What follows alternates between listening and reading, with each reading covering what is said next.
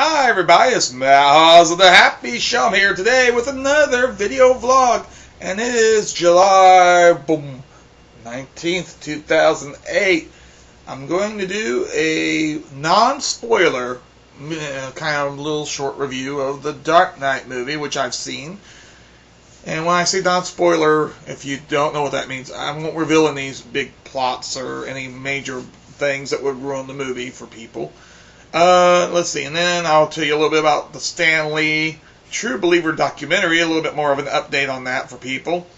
But first, I want to do something here. I was tagged by JeffyJackass. That's JeffyJackass here on YouTube. Jeffy is a cool, funny guy, and he makes his own vlog, so you want to check him out, and I'll put his information over here on the description box to this video. And along with that, there's going to be the information for the True Believer MySpace and whatever else I can link to there. No. So Jeffy sent me 5 questions to answer, and he tagged me. Now, I won't have time to do a whole bunch of tag games, so if there's a bunch of tag games, I won't be able to answer everybody's tags on different games like this. But Jeffy's been a pile and subscribe for a while, so I wanted, he tagged me, so I thought, okay, I'll go ahead and answer the question. So let's go with that.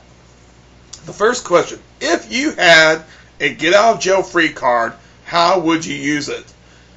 Now, I wonder, are we talking in the abstract? I mean, of course, if you really had a get out of jail free card, you use it to get out of jail. So if we take that literally, it's, well, I'd use it to get out of jail. If we're taking it to mean, if you had kind of a figurative get out of jail free card, in other words, you can use it to get out of a situation, and just in general, I would get out of debt. Bills, paying bills and stuff. There you go. That's how I'd use it. If you could make one new law, what would it be? See, I haven't actually thought about any of this until just now, but what would the law be? Probably the law that keeps Viacom from expanding because they're breaking monopoly laws. No, I don't know that for a fact, but they are owning a lot of property. Get a law to keep greedy corporations from getting greedier. I don't know. If you were a pro wrestler, what would your theme song be? I'm not into wrestling, so it's a harder thing for me, but I guess just what would my own theme song be is the way I would take this. And the Happy Show theme, what else? If you could play one instrument, what would it be? Now, that one I can answer easily. I would like to be able to play the piano. I don't know how to play any musical instruments, except for the desk. No, I can't play that either. Let's see. And if you and me made a collab vid, what would it be about? Something goofy for the Happy Show, I guess. I don't know nothing specific. We would have to discuss that. But I hope those are okay answers. I don't know. That's my answers for the tags. Thanks for sending that along, Jeffy. And let's see, what was I going to say? Oh, the Batman movie. The Batman, The Dark Knight. The Dark Knight. I'll talk like Christian, The Dark Knight. No, I can't do it. Anyway, and my throat's a little sore to say. I slept with a fan on. Anyway, the Dark Knight. Okay, now a lot of people who have watched my video from the past year, if you've seen, I had a couple of videos talking about the Joker and the way he's being portrayed in the film. Now, my big problem, and it's going to sound like a minor point to some people, but to me it's important to the character, is the idea that the guy can't, his skin is permanently bleached. He can't change that. That's the way it is in the comics and everything. It's due to, a chemical bath, basically, that he took. If you've seen the first Batman film in 1989 by Tim Burton, it's similar. The story in the comics was similar to that, kind of. Except for the one thing that this movie does, this new Dark Knight does, that the original movie in 89 didn't do, is they make him a mystery, which is the way, for the most part, he was in the comic books for years and years. They had a book called The Killing Joke, which kind of told you his beginnings, but then again, the way it was played, it's like, okay, is this in his mind? Did this really happen? That sort of thing. But I like Joker as a mystery. I like that you don't know where he came from or whatever. Even when in the comic books, like in the movie version in the 1989, I have to keep distinguishing. In the 1989 film, he's a criminal, one of the gangsters, and we know his name and everything. And Batman's chasing him. He grabs him and falls into the vat. You've seen the movie probably, I'm sure, most of you. And then in the comic book, though, he was this criminal by the name of Red Hood, who you never saw his face to begin with.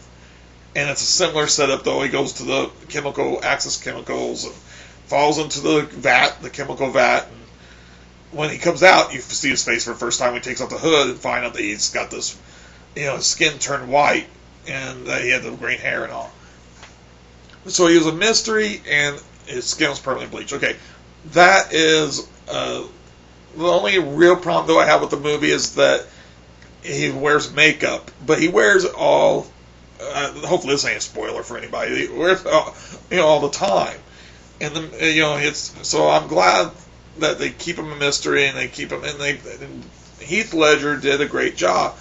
Other than my misgivings about the makeup, everything else was spot on. I thought he played the Joker the way I want the Joker to be. And I think he did an excellent job, and people are talking about Oscar nominations, and I would say, yeah, sure, give him one. Unfortunately, of course, he's passed away, won't be able to really accept it, but it'd still be nice to honor his performance and memory. But, of course, the Academy Awards aren't done necessarily to just be nice and honor people. It's done usually to honor the actual work, and this was merited. This job he did is worthy of an Oscar, I think. Because if you see him in other films, and I've seen him in a few films, I haven't seen, Brokeback Mountain or whatever, but I have seen, like the Knight's Tale and Patriot and all that. And if you see him in this film, you won't know it's the same guy. If you didn't already know it, I mean, he's one of those actors that, he truly loses himself in the character. So... And then Christian Bale I thought was good as Batman again. I thought he did a great job, really. The story it's done. See, a lot of reviews you'll see out there from the real big reviewers, will say that this is a movie where it transcends its comic book origins. No. It is closer to the comic book. See, that's the thing. I'm an unapologetic comic book fan. Okay, I own a shop. This is, my life. And so, to me, I do get annoyed when Hollywood tries to take credit for things that are from the comics. And most of the way you see, Hollywood changes they always change something. Not they don't always change everything, but they always change something. So I can't say it's 100% like the books. Like I said, the makeup deal, for one thing. But there are comic books that are every bit as good as the movie. That's why we fans were, passionate about the movie, because it's finally getting to the point where a lot of these comic books, like Iron Man and Dark Knight, are echoing the kind of stories we've been reading for years. The general public don't realize that. And they think of it just being the 1960s Batman TV show and that sort of thing as far as the comic books. And the movies are credited with bringing it and elevating it and having all this deep psychology and all this other stuff. It's like, no, that was in the books to begin with. But, you hear a lot of these reviews, you hear a lot of people who don't know what the hell they're talking about because they don't participate in or they don't read comic books or whatever, and they dismiss it. And they think that this is the brainstorm of the director. And not to slight the director. I'm glad that you got a director like Christopher Nolan out there doing a take that is closer in tone and to the story of the comic books as they are. And Batman, yeah, he's been treated, even in the comic books, there's been silly periods with him. No doubt about it. In the 60s, to echo the TV show, he got even campier for a while, but then they brought him back to his darker roots towards the 70s. And then, of course, by the 80s, he got to the point where he's portrayed like he's in Dark Knight, which was actually really just a return to the way he was in 1939. When his very first stories, they were more pulpy and more had noir. I can't talk today. It's that throat. But that's my mini rant. The film is good. Just go see it. I don't want to spoil nothing. So it's hard to do a review when you don't want to spoil. But if you wanted to know if I give it a thumbs up, yes, I give it a thumbs up. Bing!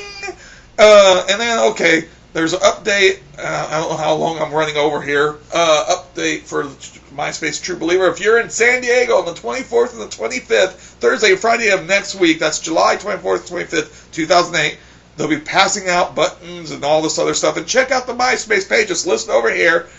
And I think I'm running out of time, so yeah!